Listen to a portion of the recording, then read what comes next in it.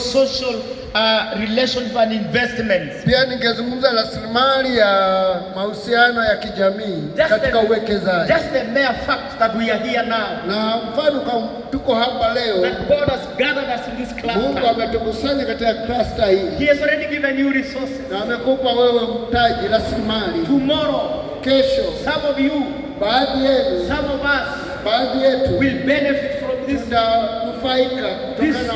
social gathering. Kwa sababu ya kusanyiko hili. Some of you will receive spiritual gifts. Wengine watapokea karama. Some of you will receive financial gifts. Wengine watapokea karama za fedha. Some of you will get opportunities. Wengine watapokea to advance to the next level. As a result of this gathering. That is what the Bible says in the book of Hebrews. Do not neglect the coming together of brethren, as others do. That's why in the book of Acts, we see the early church gathering every day. They were ensuring that they have a social investment. They were meeting together. And the Bible says they share their gifts. They exchange their gifts.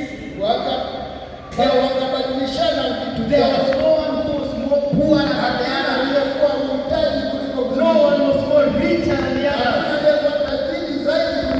But this church now, we have very rich people, very poor believers, very rich churches, very poor churches, yet under the same umbrella. Baptist Convention of Tanzania, Baptist Convention of Kenya. If you go to his church, then you go to his church, or when you go to his church, and you come to my church, it's like one church is in heaven, and another is already in hell. Why? Because the principle of love and giving, which is the only principle, is no longer in the church. We call ourselves Baptists. Can one child of us be poor?